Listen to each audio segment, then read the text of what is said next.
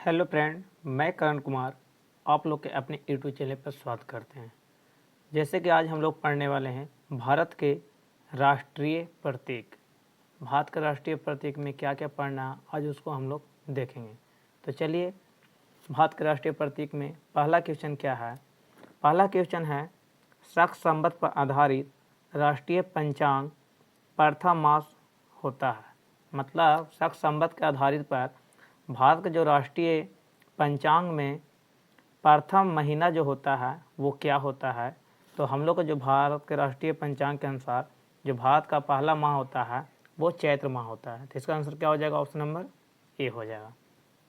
ठीक, next question क्या है, शक संवत पर आधारित राष्ट्रीय पंचांग अंतिम मास होता है। मतलब शक संवत के आधारित पर भारत के जो राष्ट्रीय पंचांग का जो अंतिम महीना होता है वो क्या होता है।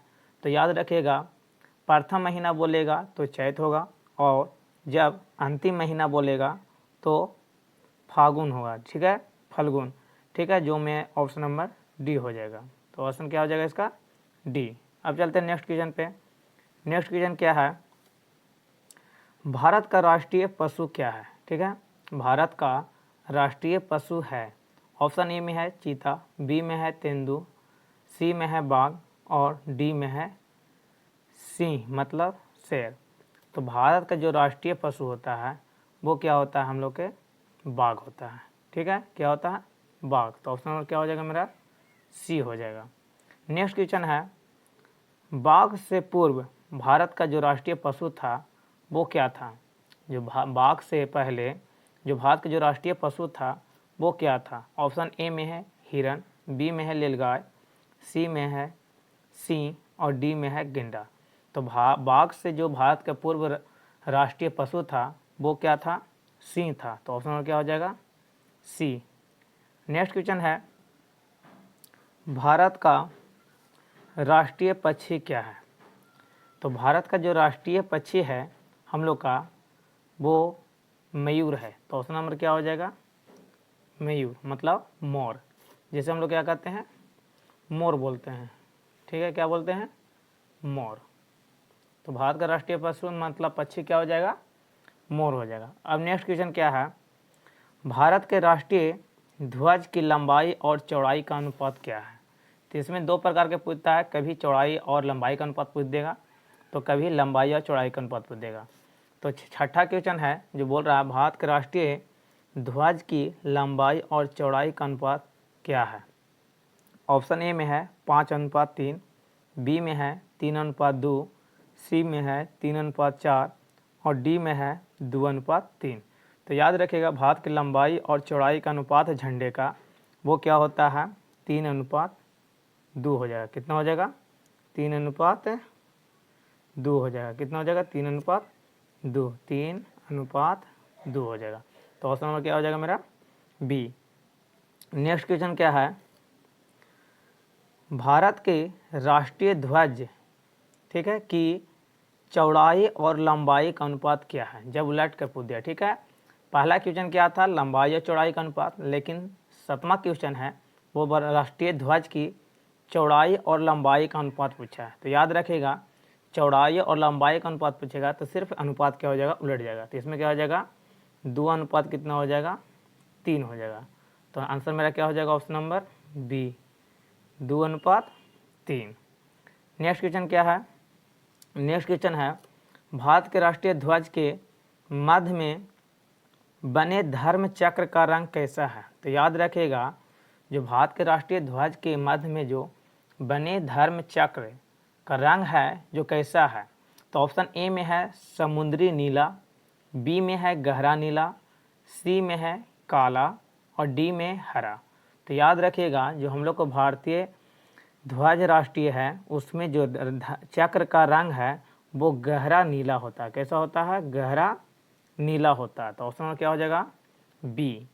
नेक्स्ट क्वेश्चन क्या है कि भारत के राष्ट्रीय ध्वज के चक्र में कितनी तिलियां हैं। ठीक है, भारत के राष्ट्रीय ध्वज में कितनी तिलियां हैं, मतलब उसमें कितने मतलब तिलियां घिंची हुई है। तो याद रखिएगा, भारत के जो राष्ट्रीय ध्वज में जो तिलियों की संख्या है वो कितना है। तो ऑप्शन नंबर हो जाएगा डी, 24 है। कितना है?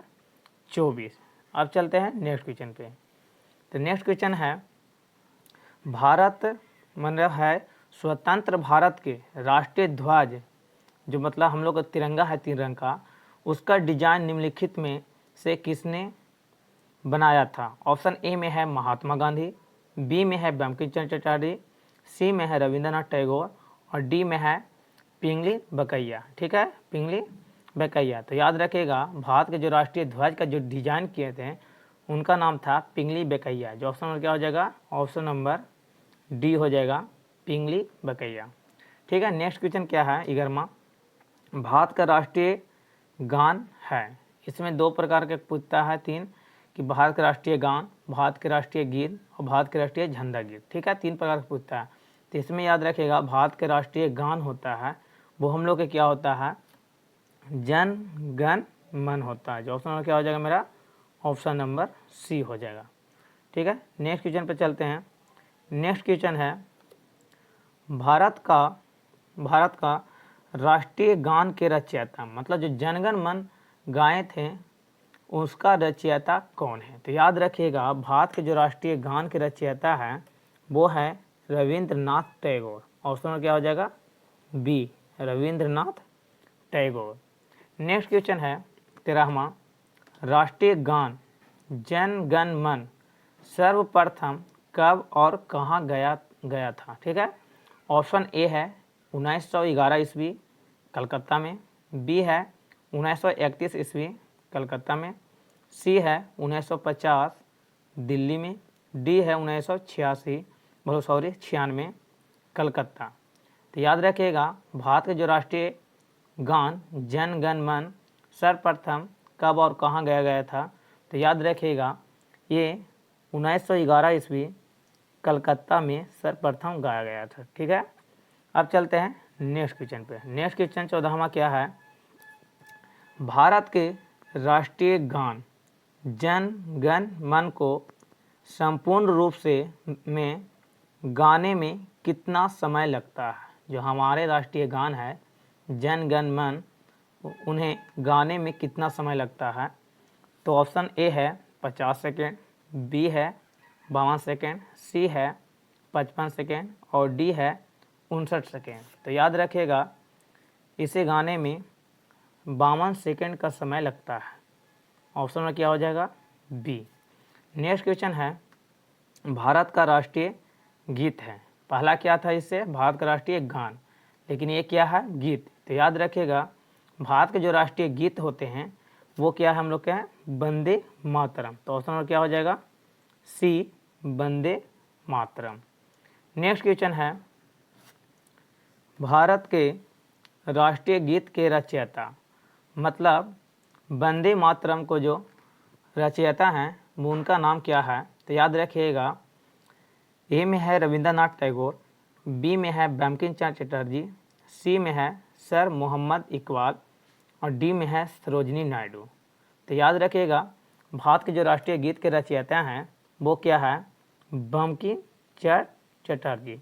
याद रखिएगा, बस से वंदे मातरम और बस से बंकिम चंद्र चटर्जी। ठीक है, नेक्स्ट क्वेश्चन है, भारत के राष्ट्रीय गीत के गायन की अवधि है, मतलब जो गाने में है वंदे मातरम उसे कितना समय लगता है? तो राष्ट्रीय गान है उसे गाने में 52 सेकंड का समय लगता है, लेकिन जब राष्ट्रीय गीत को गाने में समय लगता है वो कितना लगता है? 65 सेकेंड। तो ऑप्शन में क्या हो जाएगा? सी, 65 सेकेंड। नेक्स्ट क्वेश्चन है, भारत का राष्ट्रीय गीत वंदे मातरम सर्वप्रथम कब गाया गया था? तो याद रखिएगा, भारत का जो राष्ट्रीय गीत का वंदे मातरम है उन्हें सर्वप्रथम 1896 ईस्वी में गाया गया था। ठीक है, नेक्स्ट क्वेश्चन है, भारत का राष्ट्रीय गीत वंदे मातरम किस ग्रंथ से संकलित है? ठीक है, तो याद रखिएगा, जो भारत के राष्ट्रीय गीत वंदे मातरम है वो किस ग्रंथ से संकलित है? तो याद रखिएगा, ऑप्शन सी, आनंद मत से संकलित है। किस ऑप्शन है? आनंद मत से संकलित है। नेक्स्ट क्वेश्चन है और आज का लास्ट क्वेश्चन, भारत का राष्ट्रीय प्रत्येक चिन्ह में कितने शेर दिखाए गए हैं। ठीक है, जो उसमें शेर दिखाए गए हैं तो उसमें कितना शेर है, तो ऑप्शन याद रखिएगा सी, 3 शेर हैं। तो आज का वीडियो कैसा लगा हमें कमेंट करें, और वीडियो अगर अच्छा लगे तो लाइक कर चैनल को सब्सक्राइब कर लें।